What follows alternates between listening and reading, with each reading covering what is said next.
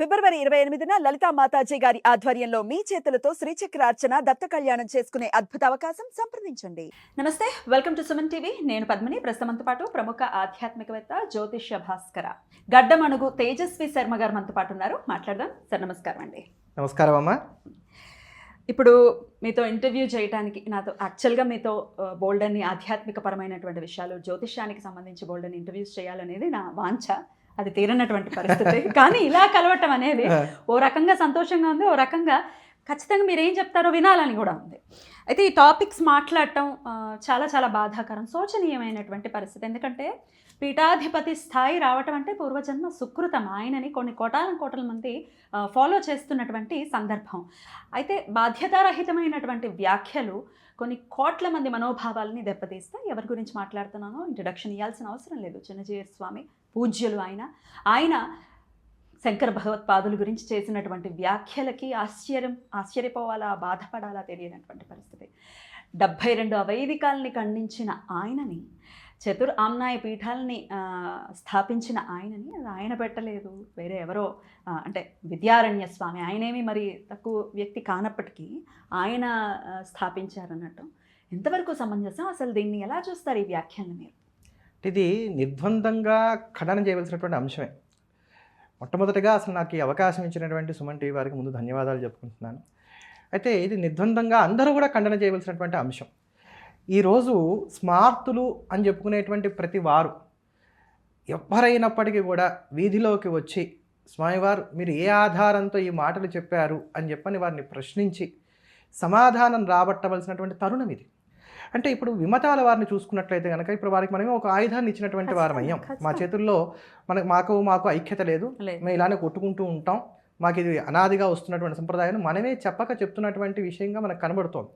ఓ పక్క నల్లట పుస్తకాన్ని చంకన పెట్టుకొని వచ్చి నా మతంలోకి రా అనేటువంటి వాళ్ళు కొంతమంది ఉన్నటువంటి సమయంలో, అంటే మత మార్పిడులు విస్తారంగా జరుగుతున్నటువంటి ఈ సమయంలో, లవ్ జిహాదీ లాంటి వాటితో ఇంట్లో ఉన్నటువంటి ఆడపిల్లలను ఎత్తుకుపోతున్నటువంటి ఈ సమయంలో స్వధర్మాన్ని ఎలా కాపాడుకోవాలని చెప్పని తలమునకలమై మనమందరం ఉండి ఏదో ఇంట్లో చిన్నపాటి సంప్రదాయాలన్నా పాటించుకుంటూ మన పిల్లలకి కాస్త చిన్నపాటి సంప్రదాయాలు నేర్పుకుందాం అనుకునేటువంటి ఈ సందర్భంలో చాలా గురుతరమైనటువంటి బాధ్యత వహించి మాట్లాడవలసినటువంటి వారు, పూజ్యులైనటువంటి వారు, గురు సమానమైనటువంటి స్థానంలో ఉన్నటువంటి వారు చిన్నజీయర్ స్వామి వారు.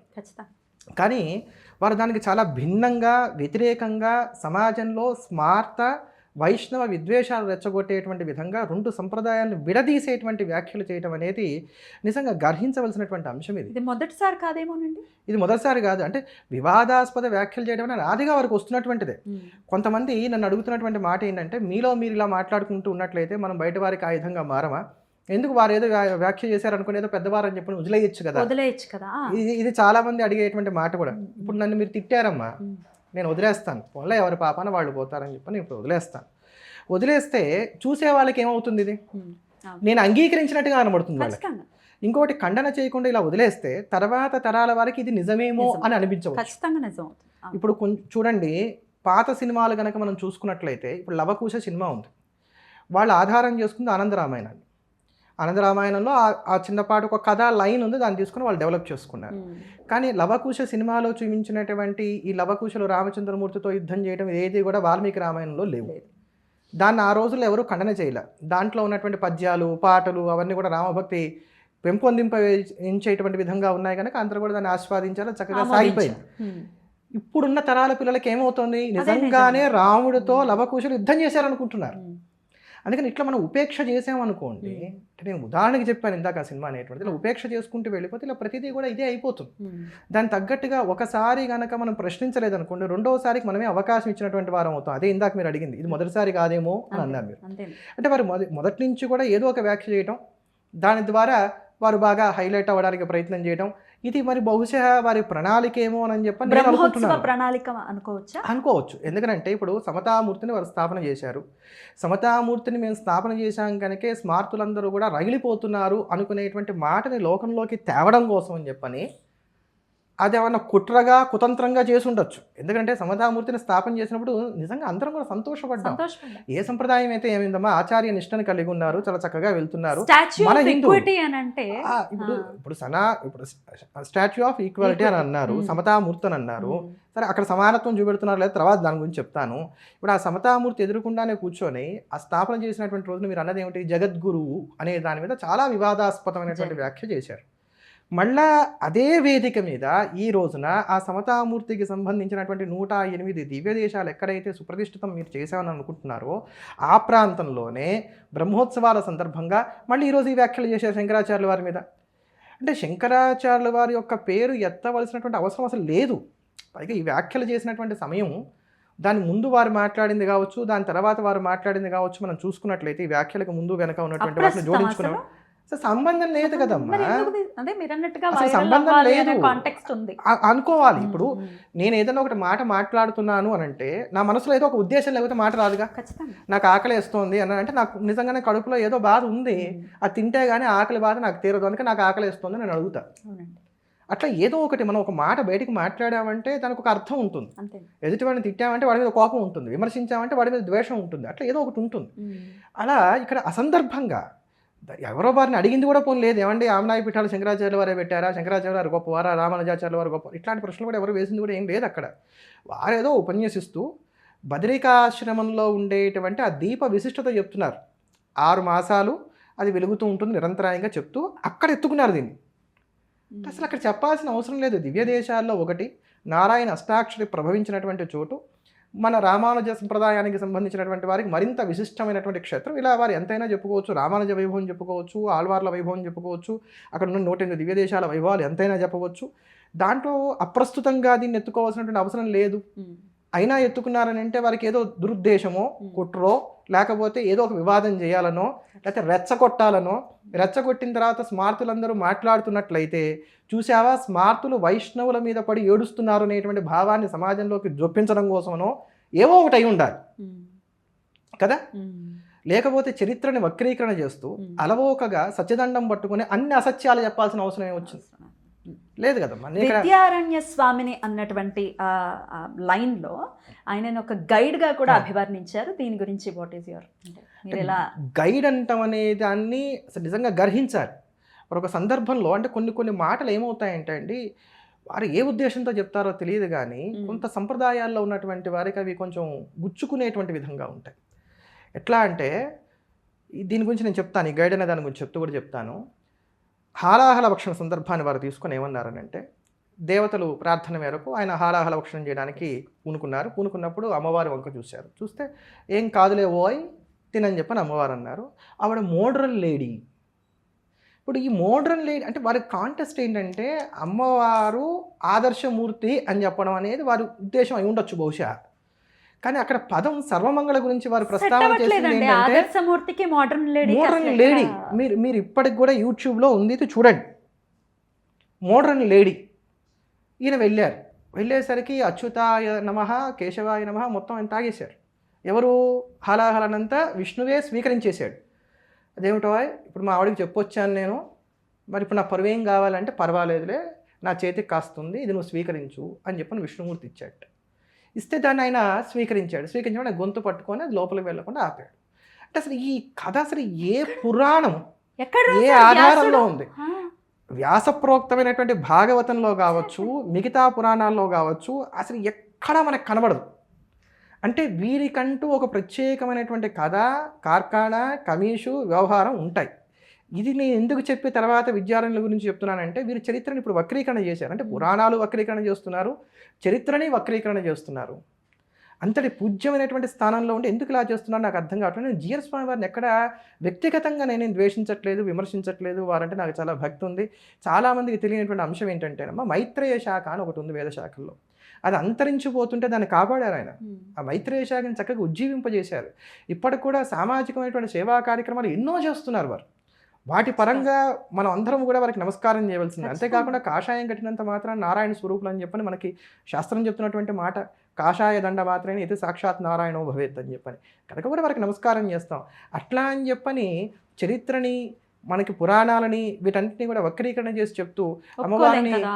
మోడర్న్ లేడీ అనగానే ఇప్పుడు నిత్యం తెల్లవారు లేచి త్రిపుర సుందరుని ఉపాసన చేసేటువంటి మా ఓట్లకు ఏమనిపిస్తుంది ఎంత చివుక్కుమంటుంది మనసు. కదా. వీరు సన్యాసం తీసుకునేటప్పుడు ఎవరైనా సరే సన్యసించేటప్పుడు ఒక ప్రతిజ్ఞ చేస్తారండి.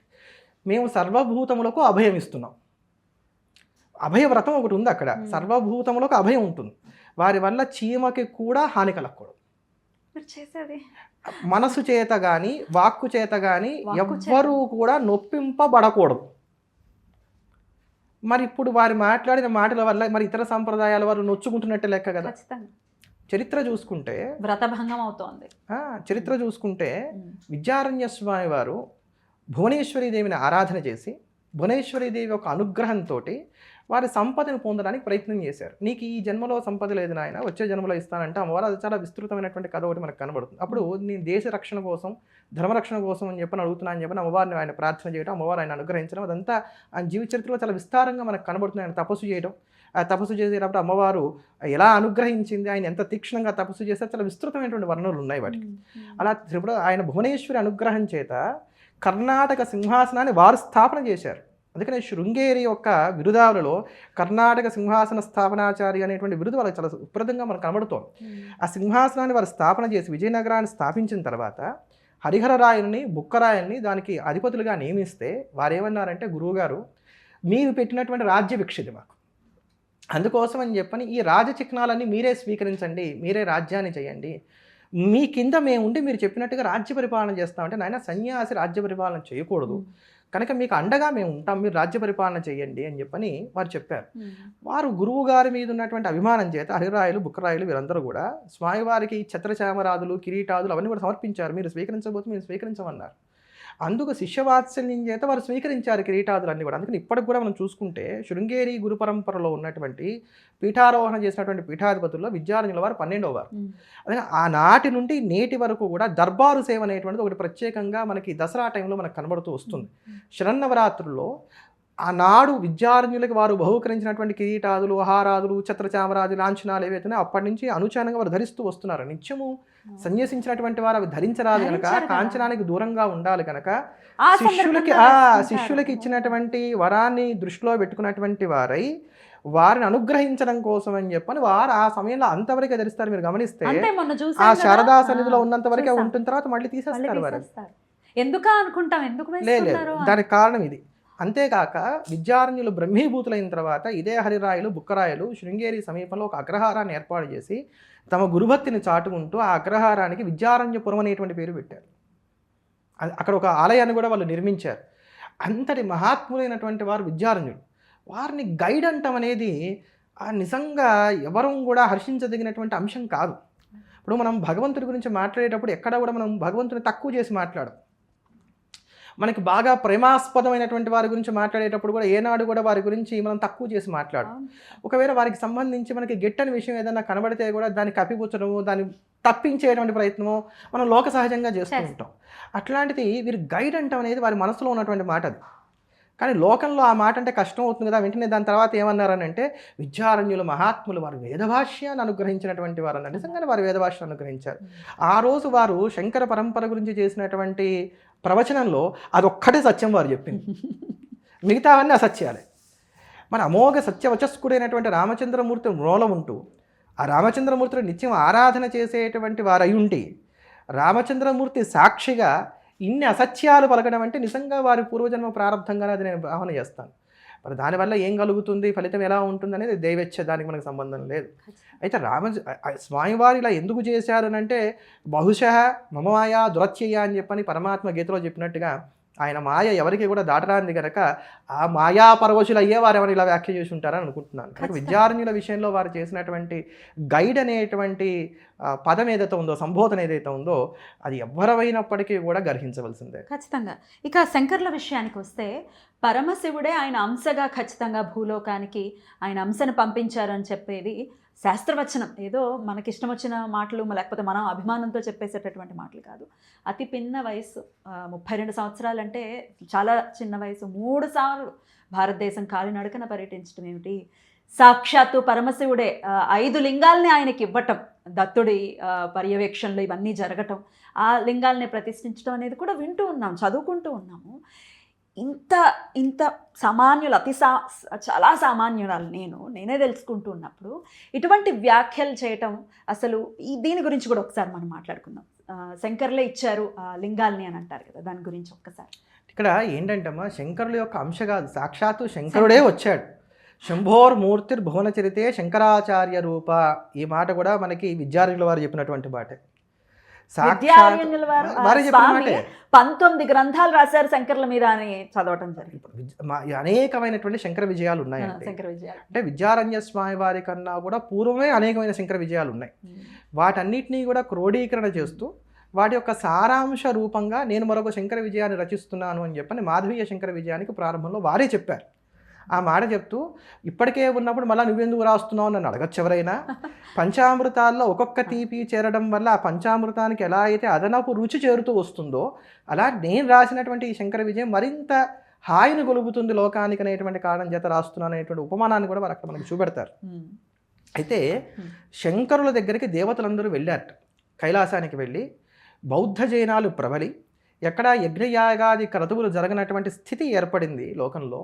అందుకోసం అని చెప్పని మీరు భూమి మీద అవతరించి జ్ఞానాన్ని లోకానికి ఉపదేశం చేయవలసింది అని చెప్పని ప్రార్థన చేశారు.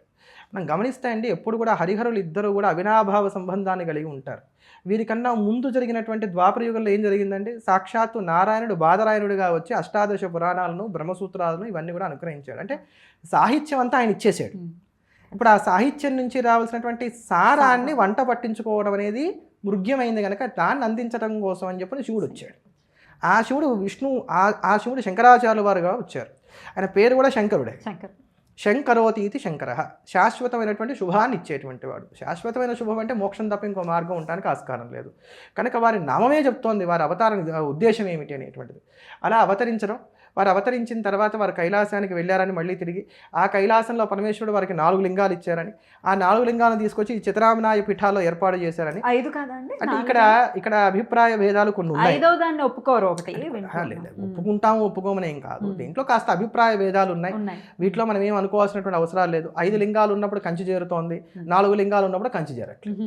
సరే, కంచి ఉందా లేదా అనేటువంటి వివాదాన్ని మనం పక్కన పెట్టుకుంటే కంచిని కలుపుకున్నా కూడా కలుపుకోకపోయినా కూడా నష్టం లేదు. ఎందుకంటే అందరూ కృషి చేస్తున్నటువంటిది అద్వైత సిద్ధాంతం కోసమే, అందరూ పూజిస్తున్నది చంద్రమౌళీశ్వరుణ్ణే, అందరూ ఆరాధన చేస్తున్నటువంటిది పరదేవతనే, అందరూ కూడా ఒప్పుకుంటున్నటువంటిది హరిహరాద్వైతాన్నే. అలాంటప్పుడు ఇంకా దాంట్లో మనకేం పెద్దగా ఇబ్బందులు పడాల్సినటువంటి అవసరాలు లేవు. అలా వారు తీసుకొచ్చారని ఆ సందర్భంలోనే సౌందర్యలహరి వారు భూలోకానికి తీసుకొచ్చారని చెప్పని మహాస్వామి వారు చెప్పినటువంటి మాట.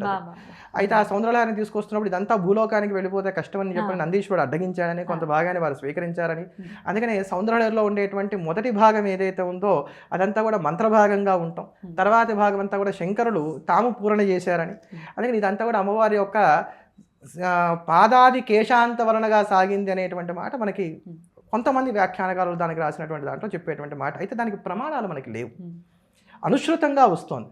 అనుశ్రుతంగా వస్తోంది అని అంటే ఎవరో తమ అనుభవంలో తెలుసుకొని ఉండాలి. ఇప్పటికే మనం పోగొట్టుకున్న సాహిత్యం చాలా ఉంది కనుక వారి అనుభవంలో ఏదో ఒక గ్రంథంలో చూసుంటారు, చెప్పుంటారు. అట్లా కైలాసం నుంచే అవి వచ్చాయి. వారి యొక్క అష్టోత్తరంలో కూడా ఆ నామం ఉంటుంది. కైలాస సంప్రాప్త చంద్రమౌళీశ్వర పూజకాయ నమః అనుకుంటా, ఒకవేళ నేను తప్పు కాకపోతే ఆ నామం దానికి అర్థం ఇంచుమించుగా అలానే వస్తుంది. అంతేకాక వీటితో పాటు రత్నగర్భ గణపతిని కూడా ఇచ్చారు ఈశ్వరుడు. అందుకని మీరు శృంగేరి వెళ్తే అక్కడ చంద్రమౌళీశ్వరుడితో పాటు రత్నగర్భ గణపతి మనకి దర్శనమిస్తారు. మీరు ఎప్పుడైనా సరే మనకి ఇవాళ రేపు లైవ్లో కూడా మనకు కనబడుతోంది. శృంగేరి శ్రీవారు చక్కగా శుక్రవారం పూట స్వామివారి చంద్రమౌళీశ్వర పూజ, శ్రీచక్రార్చన అని మనకు కనబడుతుంటాయి. అప్పుడు చూడండి, వారు ముందు గణపతికి పూజ చేస్తారు. ఆ గణపతి రత్నగర్భ గణపతి, కైలాసం నుంచి వచ్చినటువంటి గణపతి. ఆ రత్నగర్భ గణపతి యొక్క అనుష్ఠానం వలనే అక్కడికి వచ్చేటువంటి, అంటే శృంగేరి మహాసంస్థానం అంటున్నాం, అక్కడికి వచ్చేటువంటి వారందరూ కూడా నిరతానదానాలు కావచ్చు, ఇవన్నీ కావచ్చు హాయిగా సాగుతున్నాయి అని చెప్పని, సిద్ధి బుద్ధి అవన్నీ వారి వలనే కలుగుతున్నాయని చెప్పని ప్రతీతి. అందుకే ఆ రత్నగర్భ గణపతిని, ఆ చంద్రమౌళీశ్వర లింగాన్ని వారు కైలాసం నుంచి తీసుకొచ్చారు. అయితే మిగతా పీఠాల్లో కేవలం చంద్రమౌళీశ్వర లింగాలే ఉన్నాయి కానీ రత్నగర్భ గణపతి లేదు.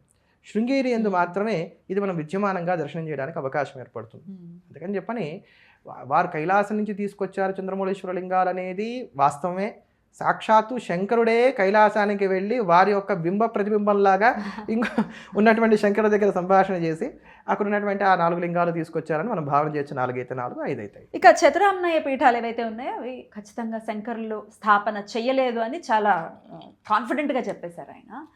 ఏం చెప్తారు దీనికి? అంటే కాన్ఫిడెంట్గా అబద్ధాలు చెప్పొచ్చు అనేది వారిని చూసి మనం తెలుసుకోవాలి. అప్పుడు అంటే అబద్ధం వా సుబద్ధం వా కుంతీపుత్రో వినాయక అని చెప్పని ఒక మాట ఉంది. అంటే నువ్వు అబద్ధం చెప్పు, ఎలా అన్నా చెప్పు, నువ్వేమన్నా అనుకో, కుంతీపుత్రుడు వినాయకుడు అంటే వినాయకుడే. ఇప్పుడు వారి ఫాలోవర్స్ కూడా అలానే ఉన్నారు. వాళ్ళ ఫాలోవర్స్ కూడా అలానే ఉన్నారు. వారు ఎప్పుడు ప్రస్తావన చేసినమ్మా శంకరాచార్య వారి విషయంలో వారు 32 ఏళ్ళే జీవించారనే దాన్ని ఒత్తి చెప్తూ ఉంటారు. మరి ఎందుకు చెప్తారో నాకు తెలియదు. రామానుజులు 100 ఏళ్ళు జీవించారు, శంకరులు 32 ఏళ్ళు జీవించారు అనేటువంటి కంపారిజేషన్ ఎక్కువగా కనబడుతూ వస్తుంది. అయితే ఇటీవల వీరు చేసిన వ్యాఖ్యలో మాత్రం రామానుజుల పేరు కాకపోయినా శంకరాచార్య వారు 32 ఏళ్ళే జీవించారనే మాట మళ్ళా కూడా నొక్కే చెప్పారు. అయితే వయసుకి సిద్ధాంతానికి జ్ఞానానికి అసలు సంబంధం అయితే లేదు. ఇప్పుడు అదే చెప్తున్నాను, ధ్రువుడు కావచ్చు, ప్రహ్లాదుడు కావచ్చు, వీరందరికీ కూడా భగవంతుడు సాక్షాత్కరించినప్పుడు వాళ్ళేమో పండు ముసలుడు గారు.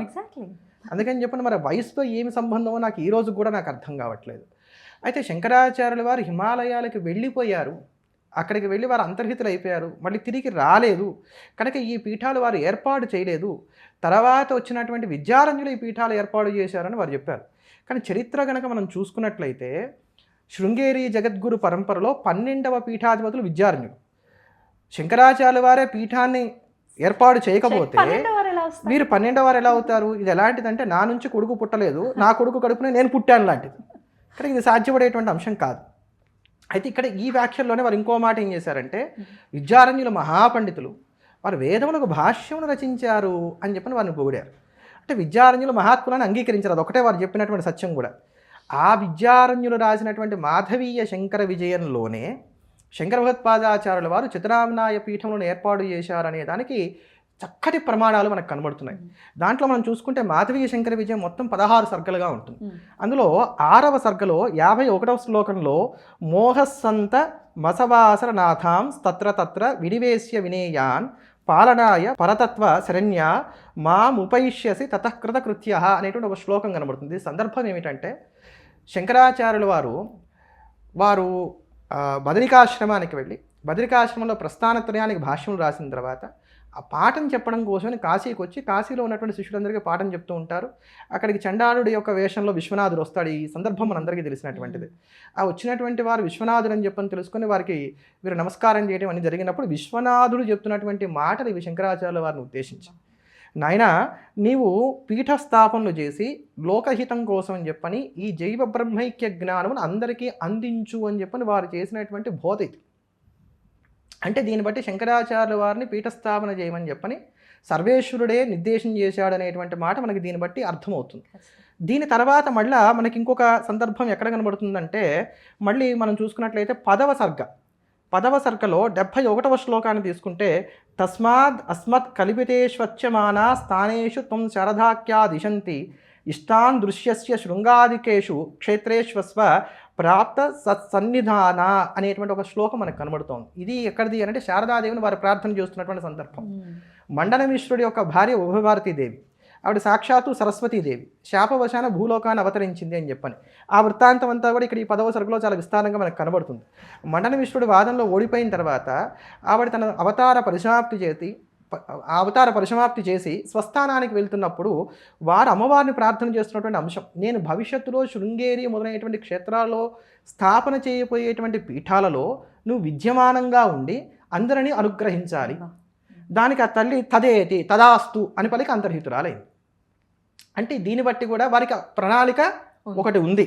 శివుడి యొక్క ఆజ్ఞ కలిగింది, తర్వాత వారు శారదాంబను ఆశ్రయించారు, శారదాంబ దానికి తదాస్తు అని చెప్పని అనుగ్రహ వాక్యాలు పలికింది.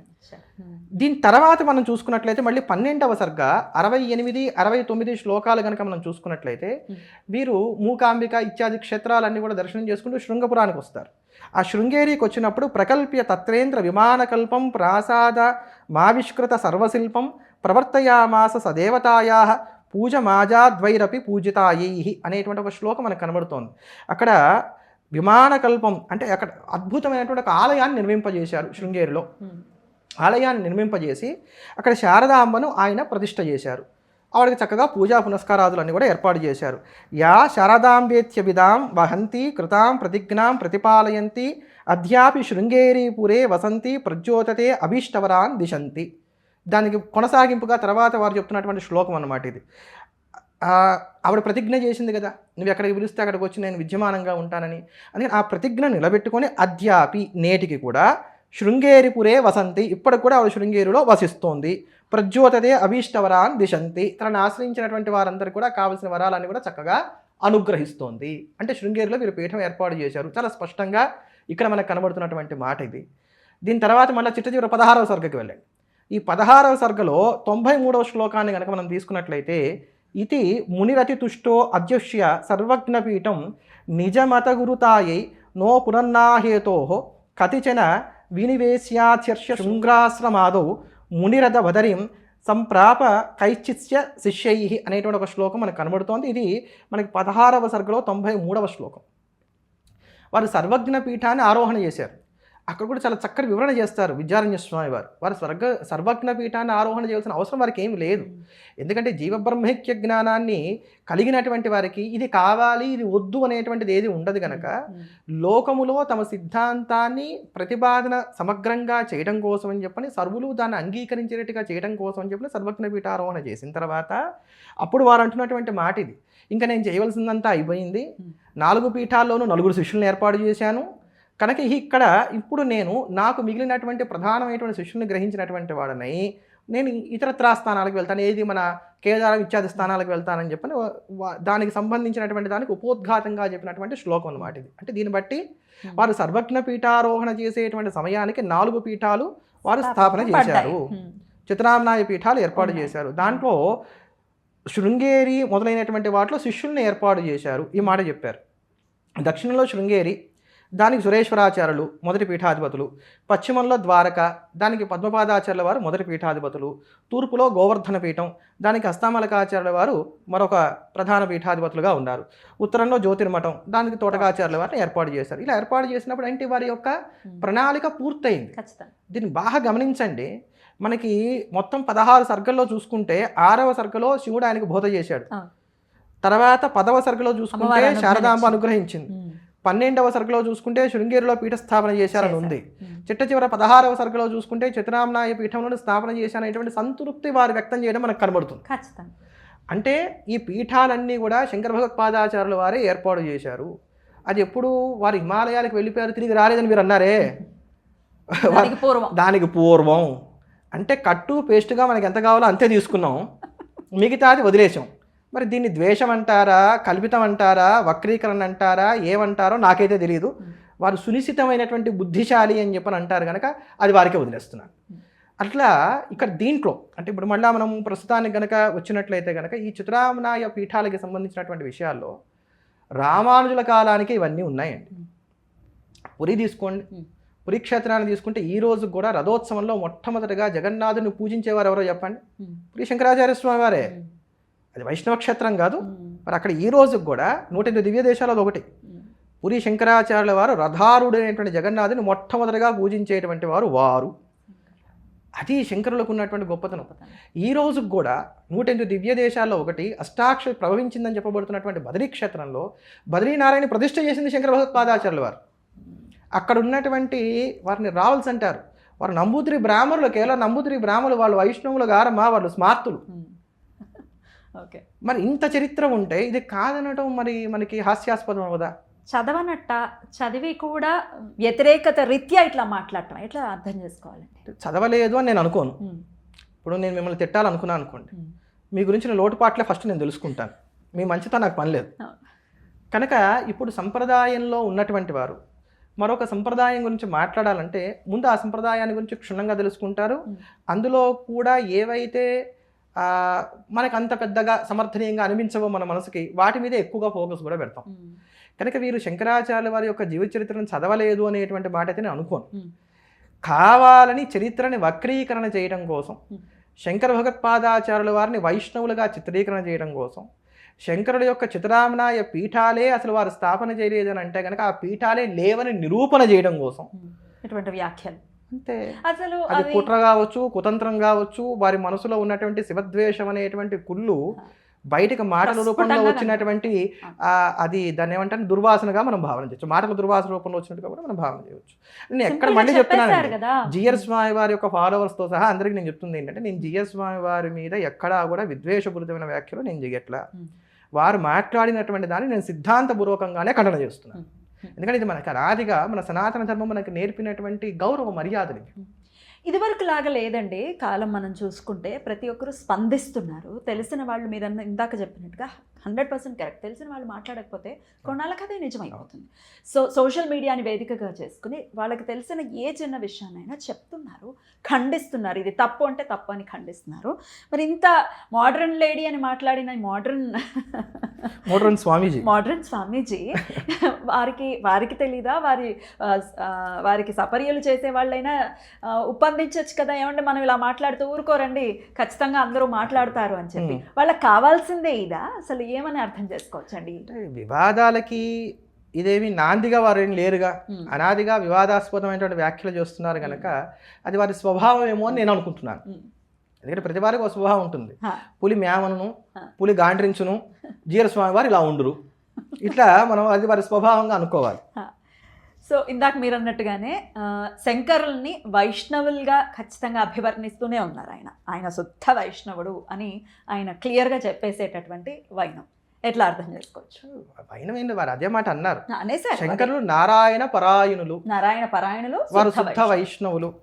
వారి బ్రహ్మసూత్రాలు ఇత్యాదులు కనుక చూసుకున్నట్లయితే ఇంకా అక్కడక్కడన్నా రామానుజులు మొహమాటానికి సర్వేశ్వరేశ్వర అన్నారు, కానీ వీరు చాలా స్పష్టంగా విష్ణు, కృష్ణ, వాసుదేవ ఇట్లానే చెప్పారు అనేటువంటి మాట చెప్పారు. అంటే శుద్ధ వైష్ణవుడు అంటే వీర వైష్ణవుడు అని అర్థం. వారు ఇంకే దేవతని కూడా అంగీకరించుకోవడం. శంకర సాహిత్యాన్ని మనం 3 భాగాలు చేయాలి. 3 భాగాలు చేస్తే మొదటిది ప్రస్థానత్రయం అవుతుంది. బ్రహ్మసూత్రములు, భగవద్గీతా భాష్యము, బ్రహ్మసూత్ర భాష్యం, భగవద్గీతా భాష్యం, తర్వాత ఉపనిషత్ భాష్యం. ఈ ఉత్తమాధికారుల కోసం ఏర్పాటు చేసినటువంటి, అలానే మధ్యమాధికారుల కోసం ఏర్పాటు చేసినటువంటి వివేక చూడామణి వంటి ప్రకరణ గ్రంథాలు. సమాజుల కోసం ఏర్పాటు చేసినటువంటిది స్తోత్ర సాహిత్యం. ఇప్పుడు నిజంగా శుద్ధ వైష్ణవులైతే ఏ దేవతని కూడా కీర్తన చేయకూడదు. కానీ వారిని కనుక మనం చూసుకున్నట్లయితే, శంకరాచార్య వారిని కనుక మనం చూసుకున్నట్లయితే కేవలం భజగోవిందం అని ఏమనలేదుగా. అందరి దేవతను కూడా స్తోత్రం చేశారు. ముదాకరాత్మ మోదకం సదా విముక్తి సాధకం అంటూ గణపతిని కీర్తించారు. వైష్ణవులు ఎవరు గణపతిని పూజించరు, వైష్ణవులు విశ్వక్సేనుని పూజిస్తారు. కనుక వారు శుద్ధ వైష్ణవులు అయితే ముదాకరాత్మ మోదకం అంటానికి అవకాశము లేదు, గణపత్యంలోకి రారు. తర్వాత గణపతిని పూజించరు. తర్వాత మనకి వారు నిజంగా శుద్ధ వైష్ణవులు అయితే శివానంద లహరిలో ఒక శ్లోకం చెప్తానమ్మా. ఈ శ్లోకం చెప్పడానికి అసలు ఆస్కారమే ఉండదు. బాణత్వం వృషభత్వం అర్ధవభుష భార్యాత్వం ఆర్యాపతే గోణిత్వం సకిత మృదంగవహత చేత్యాది రూపం దదౌ త్వత్పాదే నయనార్పణంచ కృతవాన్ సద్యేహవాగో హరి పూజ్యాత్ పూజ్యతర స ఏవహి న చేత్కోవా తదన్యోదిక. ఇది చాలా అద్భుతమైనటువంటి ఒక పద్యం. అంటే విష్ణువు శివుడి యొక్క అనుగ్రహాన్ని పొందడానికి ఎలా ఉంటాడు, ఏం చేస్తూ ఉంటాడని వివరించేటువంటి పద్యం ఇది. బాణత్వం, ఆయన త్రిపురాసుర సంహారం చేస్తున్నప్పుడు ఈయన బాణంగా మారి ఆయనకు సహకరించేట, ఈశ్వరుడికి సహకరించేట. వృషభత్వం, ఈయన వృషభంగా మారి శివుని వహిస్తున్నట్ట, విష్ణువు వృషభంగా మారి శివుని వహిస్తున్నాడు. చాలా గొప్ప రహస్యం కూడా చెప్తారు శంకరాచార్య వారు ఇక్కడ. మర్ధత్వ వభుష భార్యాత్వం ఆర్యాపతే, నీకు అర్ధాంగిగా భారీగా కూడా నారాయణుడే ఉన్నాడన్నారు. అంటే అమ్మవారికి విష్ణువుకి అభేదము అనేటువంటి దాన్ని ఇక్కడ సూచన చేసి చెప్తున్నారు. అందుకని ఆయన నారాయణ సహోదరిని అమ్మవారిని అనడానికి గల కారణం అది. అంతేగాని ఒకే తల్లి కడుపున పుట్టారని చెప్పిన ప్రాకృతమైనటువంటి అర్థాన్ని స్వీకరించడానికి లేదు.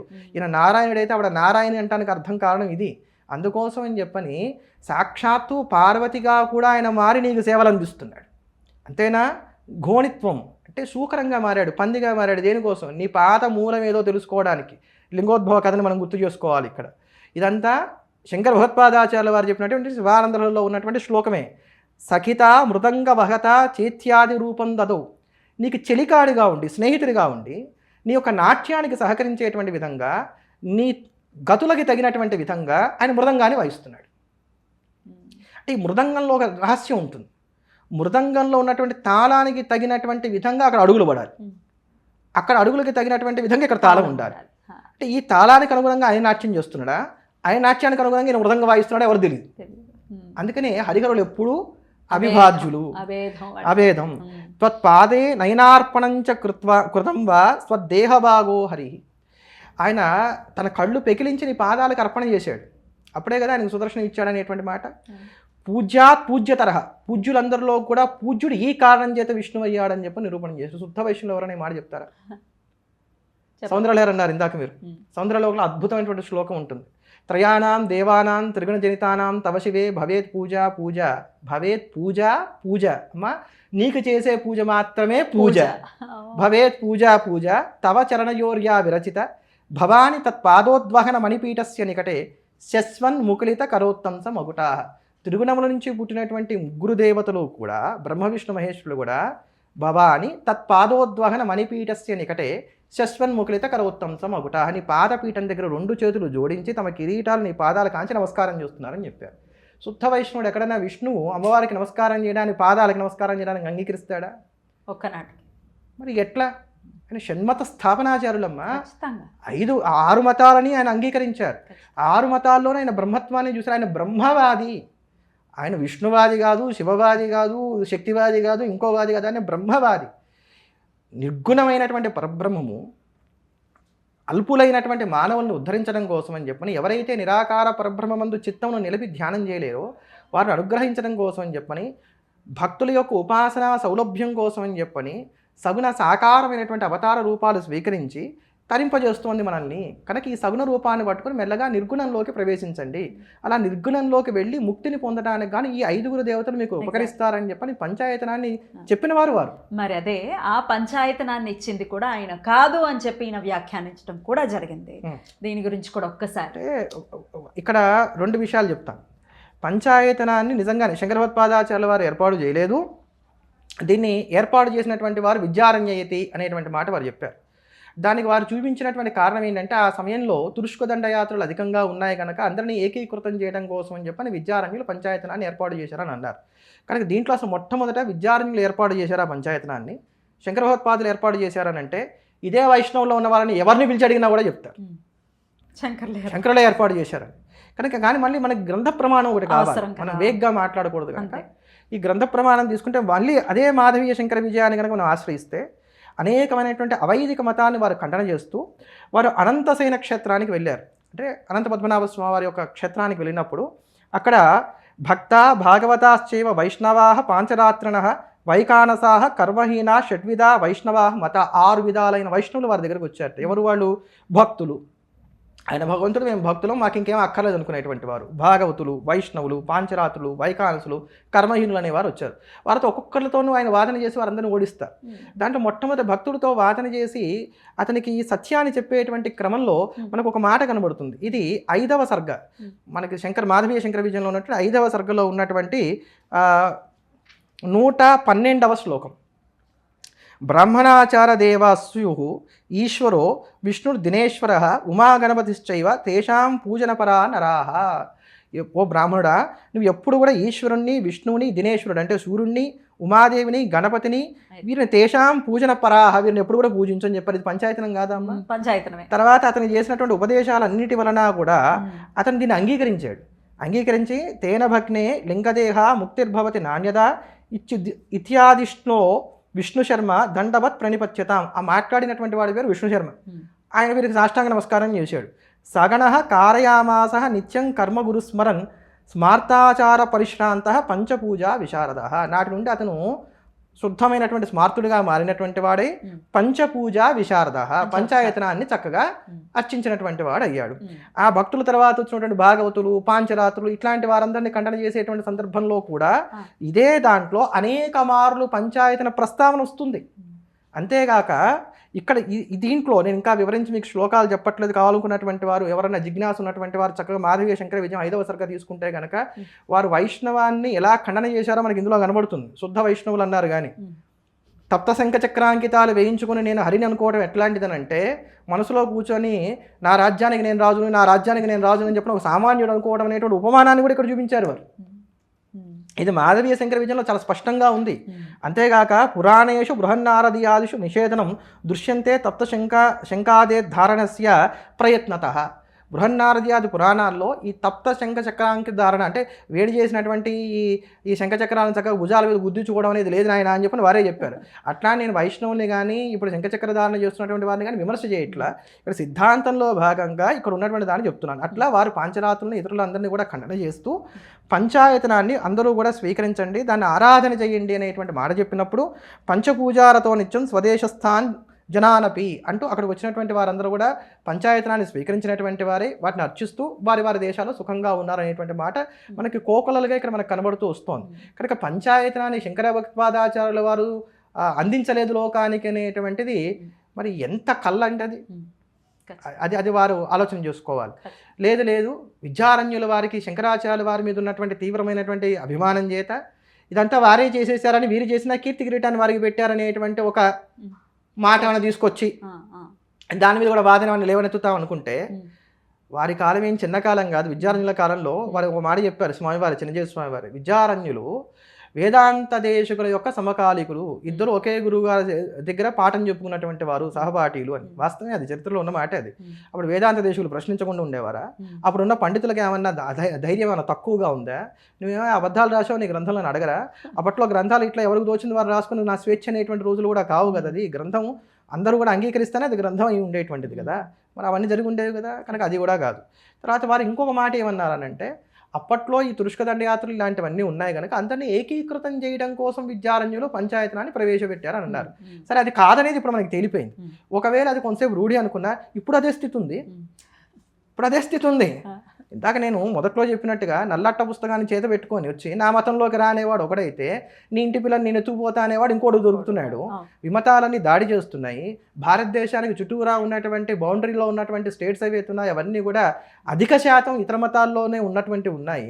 మనం పక్కన చూస్తున్నాం, పక్కన ఉన్నటువంటి బంగ్లాదేశ్ కావచ్చు, ఇవన్నీ కూడా ఎంత ఊచకోతకి గురవుతున్నాయో తెలుస్తున్నాయి. అటువంటి సందర్భంలో మరి ఇప్పుడు అదే అవసరం పడుతోంది. అలాంటప్పుడు మరి ఈ వ్యాఖ్యలు మీరు ఎందుకు చేయడం? అటువంటి అసలు ఈ సమయంలో ఈ వ్యాఖ్యలు చేసి సమాజాన్ని ఇలా విచ్ఛిన్నం చేస్తే కలిగే లాభం ఏమిటి? మా బోటి గృహస్థుల కన్నా లేకపోతే సామాన్యుల కన్నా మీ బాధ్యత చాలా పెద్దది. సమాజము పెడత్రోవ పడుతుంటే చెయ్యి పట్టుకొని లాగి వాళ్ళని సరైనటువంటి దారిలో పెట్టి మీరు ఇలా ఉండాలి అని చెప్పని వారికి ఒక మంచి దిశానిర్దేశం చేయవలసినటువంటి గురుతర బాధ్యతను వహించినటువంటి వారు మీరు.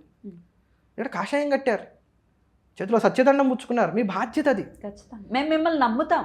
సీతమ్మ తల్లే మాకు ఆదర్శం. సీతమ్మ తల్లి ఎలా నమ్మింది? కాషాయం పట్టుకొని వస్తేనే కదా నమ్మింది. మేము అలాగే మిమ్మల్ని నమ్ముతాం. మరి మీరు ఇలా మాట్లాడారు, మీరు ఏ ఆలోచనతో మీరు ఉపమానం చెప్పారో నాకు తెలియదు కానీ అమ్మా, ఎట్లా అయితే కపట సన్యాసి వేషంలో రావణాసుడు వచ్చి సీతను ఎత్తుకుపోయాడు, అట్లా వీరిని ఇప్పుడు నేను కపట సన్యాసి అని అంటే అది దోషం అవుతుందో ఏమవుతుందో నాకు తెలియదు కానీ వీరు కూడా అలానే కపటమైనటువంటి మాటలు చెప్తున్నారు. అది శోచనీయం. మీరు రామానుజ వైభవం చెప్పండి, ఆళ్వార్ల గురించి చెప్పండి, మీ సిద్ధాంతం ఎంతైనా చెప్పండి. ఇప్పటికి ఎంతమందిని స్మార్తుల్ని వారు వైష్ణవంలోకి తీసుకెళ్లారమ్మా? ఎవరమన్నా ప్రతిఘటిస్తున్నామా? ఎవరిష్టం వారిది.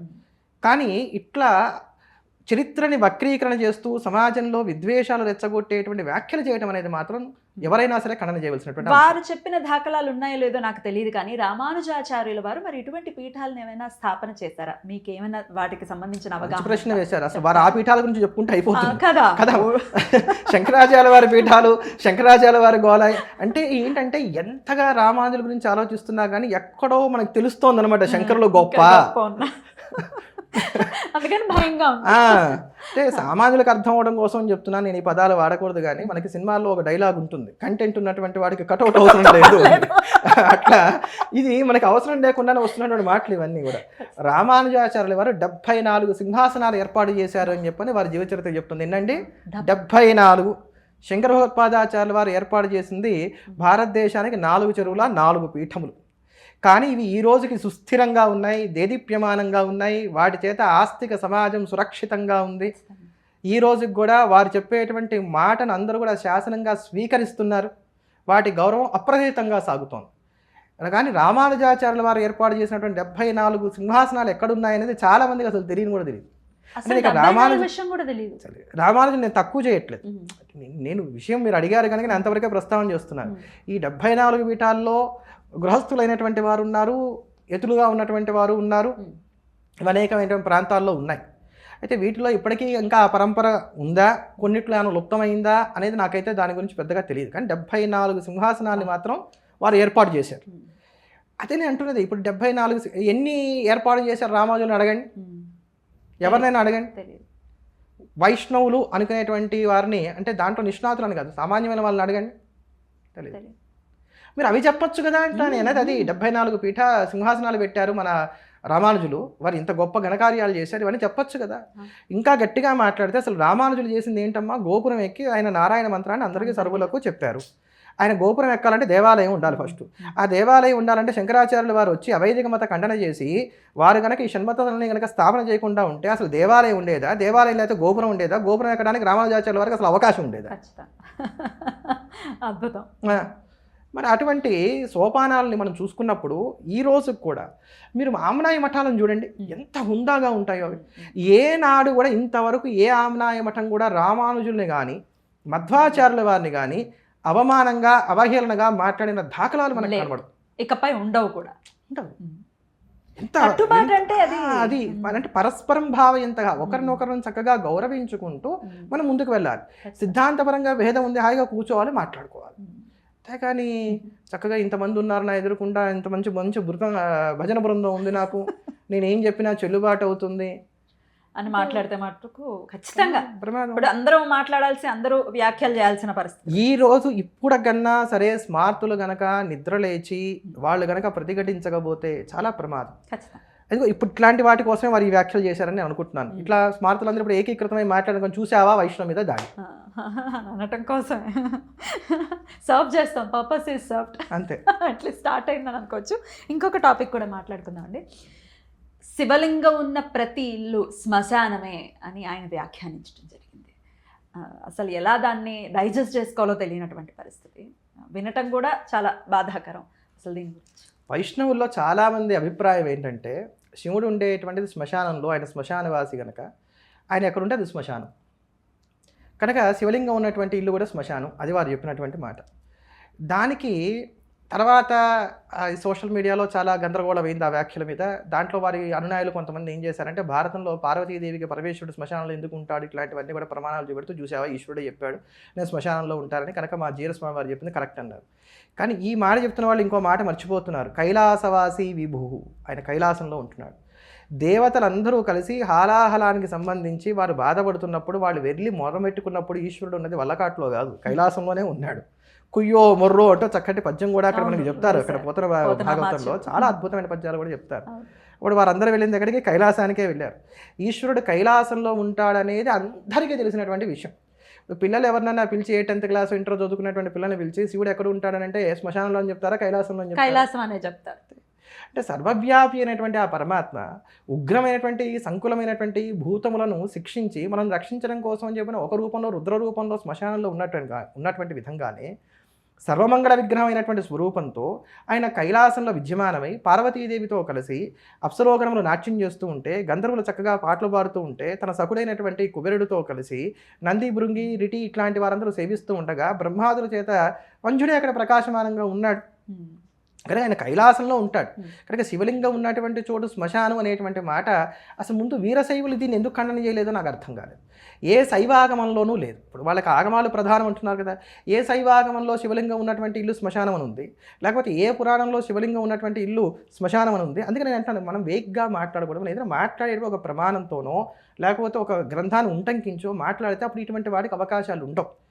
అంతేగాక ఇది శివుణ్ణి చిన్నపుచ్చడమే. వారు ఏమంటున్నారు, శివుడు అంటే మాకు అబ్బో అవ్యాజమైనటువంటి కారుణ్యం, ఈశ్వరుడు అంటే ఎవరు అనుకుంటున్నారు, అసలు ఈశ్వరుడు అంటే విష్ణు భక్తుల అగ్రగణ్యుడు, పరమ భాగవతుడు. ఇది వాళ్ళు చెప్తున్నటువంటి మాటే. అంటే మరి మీరు పరమ భాగవతులు అంటున్నారు, భాగవతులకే మీరు ఎక్కువ ప్రాముఖ్యతనిస్తారు. రామానుజ సిద్ధాంతంలో ఏంటంటే అమ్మా, భగవంతుడిని పూజించకపోయినా దోషం లేదు, భాగవతుడిని పూజించాలి. దీనికి నిదర్శనంగా వారు చూపించేటువంటి ఆళ్వారు చరిత్రలో అత్యంత ప్రధానమైనటువంటి చరిత్ర ఏదంటే కులశేఖర ఆళ్వార్ల చరిత్ర. వారు శ్రీరంగానికి వెళ్ళాలని బయలుదేరడం, ద్వాదశోద్ధవ పుండ్రాలు ధరించినటువంటి బ్రాహ్మణులు వైష్ణవులు వారికి ఎదురు రావడం, అయ్యో భాగవతులు మన ఇంటికి వస్తున్నారు వీరికి సేవ చేయాలి కదా అని చెప్పని వారు వెంటనే యాత్రను విరమించుకోవడం, ఇట్లాంటిది వారి దాంట్లో మనకు కనబడుతుంది. అంటే భాగవతులకి అంత ప్రాముఖ్యత ఉంది. మరి అటువంటి పరమ భాగవతుడైనటువంటి శివుడు ఉండేటువంటిది వల్లకాడు ఎందుకు అవుతుందండి, మంగళప్రదమైనటువంటి చోటు అవుతుంది. కానీ కనుక ఇది ద్వంద్వ వైఖరి, ద్వంద్వ కళ్ళ వైఖరి. సిద్ధాంతం. కనుక దీన్ని మనం ఖచ్చితంగా ఖండన చేయవలసిందే. అక్కడ ఇంకో మాట అన్నారు, జననీ శివకామిని అనేటువంటి పాటతో ద్రౌపదీదేవి ఏమీ కీర్తన చేయలేదు. పాండవులు పరమ వైష్ణవులు, వారు నారాయణ పరాయణులు, వారు విష్ణువునే సేవించారు అనే మాట అన్నారు. కానీ భారతాన్ని కనుక మనం సమగ్రంగా అధ్యయనం చేస్తే భారతాన్ని సమగ్రంగా అధ్యయనం చేస్తే పాండవులు స్మార్తులు అంటాను నేను. ఎలా? ఎందుకు కాదో చెప్పండి. ఇప్పుడు నేను కొన్ని ఉపమానాలు మీకు చూపెడతాను. పాండవులు తమ జూదంలో రాజ్యాన్ని కోల్పోయారు, వనవాసానికి వచ్చారు. జోముడి దగ్గరికి యుధిష్ఠుడు వెళ్ళాడు, నన్ను నమ్ముకొని ఇంతమంది వచ్చారు వనాలకి, వీళ్ళందరికీ నేను తిండి పెట్టాలి రాజుని. రాజు అంటే అప్పటికి రాజ్యం లేకపోయినా రాజే, వీళ్ళందరికీ తిండి పెట్టాలి. మరి ఎట్లా అంటే జోముడు ఏమన్నాడు, సూర్యోపాసన చేయన్నాడు. సూర్యుని ఉపాసన చేశాడు. పంచాయతీలో ఒక దేవత వచ్చింది, ఆయన చక్కగా అక్షయ పాత్రను పుచ్చుకున్నాడు. తర్వాత వనవాసం పూర్తయింది, అజ్ఞాతవాసానికి వెళ్ళాలి. విరాట నగరంలో ప్రవేశించడానికి ముందు అత్యద్భుతమైన దుర్గా స్తోత్రం చేశాడు ఆయన. సప్తశతి కాదమ్మా, దుర్గా స్తోత్రం ఒకటి చేశాడు. ఆ దుర్గా స్తోత్రం చాలా విస్తారంగా ఉంటుంది, ఎంతో విస్తారమైనటువంటి శ్లోకాలు చాలా గొప్పగా నృతి చేస్తాడు ఆయన. యుధిష్ఠుడు చేస్తాడు. భారతంలో మనకి 2 దుర్గా స్తోత్రాలు కనబడతాయి, అందులో ఇదొక స్తోత్రం. దానికి అమ్మవారు అనుగ్రహించి రక్షిస్తానని చెప్పిన మాటిస్తుంది, శక్తి వచ్చేసింది, అమ్మవారు వచ్చి పంచాయతనంలో అయిపోయింది. అయితే దీనికి మధ్యలో కృష్ణుడి యొక్క సూచన మేరకు మనకు అర్జునుడు పాశుపతం కోసం అని చెప్పని తపస్సు చేసి శివపార్వతి సందర్శనాన్ని పొందాడు, పాశుపతాన్ని పొందాడు. ఈశ్వరుడు వచ్చాడు. తర్వాత యుద్ధం ప్రారంభం కావాలి, భగవద్గీత హడావిడి అంతా అయిపోయింది. అయిపోయిన తర్వాత కృష్ణుడు ఉండనే ఉన్నాడు, నారాయణుడు వచ్చేసాడు. ఈ కృష్ణుడు అర్జునుడికి ఒక మాట చెప్పాడు, యుద్ధంలో విజయం కోసం దుర్గని ప్రార్థన చేయన్నాడు. వెంటనే అర్జునుడు అప్పుడు మళ్ళీ ఇంకో దుర్గా స్తోత్రం చేశాడు. 2 దుర్గా స్తోత్రాలు ఉన్నాయి మనకి భారతంలో. ఈ 2వ దుర్గా స్తోత్రం చాలా ప్రసిద్ధమైనటువంటిది. అర్జునకృత దుర్గాస్తవం, ధనంజయకృత దుర్గాస్తవం అంటాం. ఇది చాలా అద్భుతమైనటువంటిది. 13 శ్లోకాలు ఉంటాయి. ఇది సప్తశతితో సమానమైనటువంటి స్తవం. దీన్ని విశేషంగా మంత్రంగా ఉపాసన చేసేటువంటి వారు కూడా ఉన్నారు. ఎలా మొదలవుతుందండి? నమస్తే సిద్ధసేనాని ఆర్యే మందరవాసిని కుమారి కాళి కపాలి కపలే కృష్ణవింగళి అని ప్రారంభమవుతుంది. మొదటి శ్లోకం ఇది. ఇప్పటికీ కూడా ఉంటుంది. భీష్మ పర్వంలో మొదట్లోనే మనకు కనబడుతుంది. చాలా పవర్ఫుల్ భారతంలోనే ఉంది. కనుక ఇప్పుడు విష్ణువు అయిపోయాడు, శివుడు అయిపోయాడు, అమ్మవారు అయిపోయాడు, తర్వాత మనకి సూర్యనారాయణమూర్తి వచ్చేసాడు. అంతేగాక శివారాధన వీళ్ళు చేశారంటే దాఖలాలు మనకి చాలా కనబడతాయి. యుద్ధ సమయంలో సాయంత్రం వేళ పార్థుడు వెళ్ళి చక్కగా శివలింగార్చన చేసుకుంటూ ఉన్నట్టు ఆయనకు ఒక కళ వస్తుంది.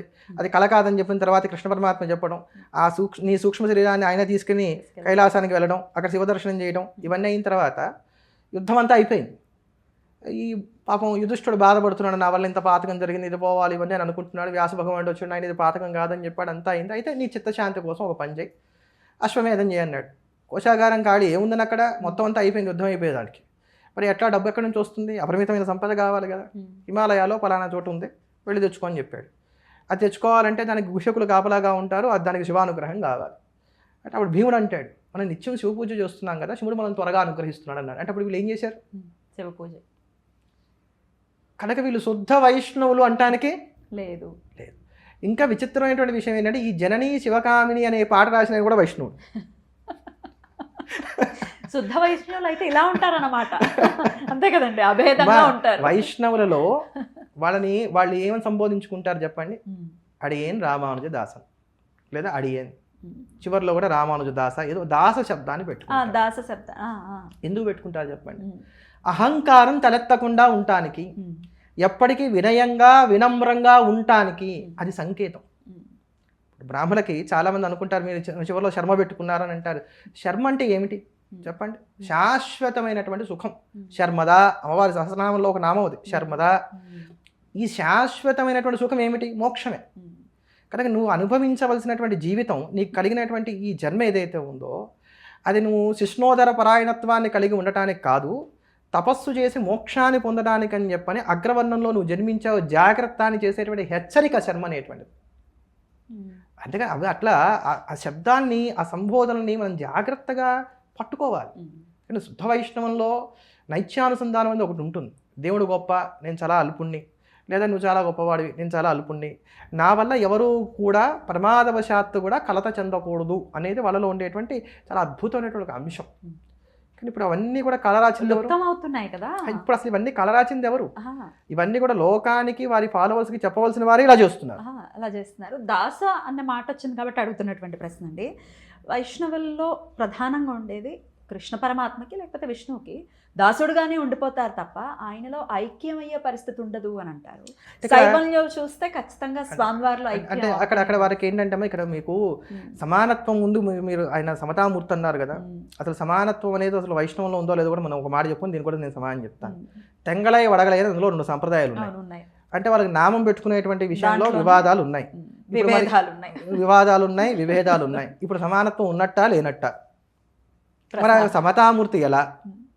నేను మళ్ళీ రామానుజులు ఏమనట్లా, మీరు చెప్తున్న మాటలకి నేను చెప్తున్నాం. మాలో ఉన్నంత సమానత్వం మీలో లేదనేది వాళ్ళు మనల్ని దెప్పి పొడిచేటువంటి ఒక మాట, దాన్ని చెప్తున్నాను. మీలోనే తెంగలై వడగలై అభిప్రాయ భేదాలు చాలా ఉన్నాయి. అసలు ఇన్ని మాటలు మాట్లాడేదానికన్నా నాకు చాలా ఆశ్చర్యమైనటువంటి అంశం ఏంటంటే, నేను చాలా కాలంగా దీన్ని ప్రస్తావన చేద్దాం అనుకుంటున్నా కానీ ఇప్పుడు ఎందుకునో జ్ఞాపకం వచ్చింది. తిరుమల క్షేత్రానికి వెళ్ళండి, కింద తిరుపతిలో గరుడ వారధి ఉంది, ఫ్లైఓవర్. దాని యొక్క ప్రతి పిల్లర్ మీద నామం ఉంటుంది. పైనుంచి వెహికల్స్ అన్నీ వెళ్తున్నాయి, మన పాదాలతో దాన్ని తొక్కుతున్నాం, అన్నీ చేస్తున్నాం. ఇది కంటికి ఎవరికీ కనబడట్లేదా? జీఆర్ స్వామి వారికి ఇది కనబడలేదా? జీఆర్ స్వామి వారి ఫాలోవర్స్కి ఇది కనబడలేదా? మేము విష్ణు భక్తి పరాయణం అనుకునేటువంటి వారు ఎవరికి ఇది కనబడలేదా? టీటీడీ ఏర్పాటు చేసింది కాదు, టీటీడీకి దానికి సంబంధం లేదు. మరి దీన్ని ఎవరు ఎందుకు ప్రశ్నించట్లేదు? ఇట్లాంటి విషయాలు కదా మనం మాట్లాడవలసి. ఇందాక ఏదో అడిగారు మీరు, దాస భక్తులు ఎప్పుడు దాసుడుగానే ఉండిపోతారు. అంటే ఇక్కడ వీళ్ళకి ఏంటంటే అమ్మా పర వ్యూహ విభవ అర్చ అంతర్యామి అని చెప్పని 5 విధానాలు చెప్తారు. దీంట్లో విభవావతారాలు అంటే రామకృష్ణాది అవతారాన్ని కూడా విభవావతారాలుగా ఉంటాయి. వీటిలో ఉన్నటువంటి పరవాసుదేవుడు ఎవరైతే ఉన్నారో ఆయన ఎవరు చూడరట. పంచసూరులని 5 ఉన్నారు, వారు మాత్రమే దర్శిస్తారని. లక్ష్మీదేవి, ఆదిశేషుడు, గరుత్మంతుడు, ఇలా కొంతమంది చెప్తారు. 5 విశ్వక్సేనుడు లాంటి వారు. ఈ 5 మాత్రమే ఆ పరవ్యూహంలో ఉన్నటువంటి పరవాసుదేవుని చూస్తారు. వ్యూహ రూపంలో ఒక ఆయన ఉంటాడు. ఆ వ్యూహలోకం అనేది ఒకటి ఉంది, అంటే వారి సిద్ధాంతం అది. వాళ్ళకు ఉన్నటువంటి సంహితా గ్రంథాలు చెప్తున్నటువంటి మాటలు. ఆ వ్యూహలోకానికి వీళ్ళందరూ చేరతారు, ఈ భక్తులందరూ చేరి అక్కడ విష్ణు సమానమైనటువంటి తేజస్సుతో, విష్ణుమూర్తి లాంటి రూపాలతో వాళ్ళకు ఉన్నటువంటి ఆ భక్తి తారతమ్యాలను బట్టి కొంతమంది దగ్గరగా, కొంతమంది సారూప్యంతో, కొంతమంది ఆ సాలోక్యంలోనూ ఆ స్థితి అంతా కూడా అనుభవిస్తూ ఉంటారు అనేటువంటి మాట కూడా చెప్తారు. అంతే తప్ప భగవంతుడిలో లీనమైపోవడం అనేటువంటిది మనకి లేదు. వాళ్ళకి ఎంతసేపు కూడా భగవంతుడు సుప్రీం లార్డ్, భాగవతుడు అనేటువంటి వాడు ఎప్పుడు కూడా సేవకుడే. అది వాళ్ళ సిద్ధాంతం, దాన్ని మనం ఏమి కాదనట్లేదు.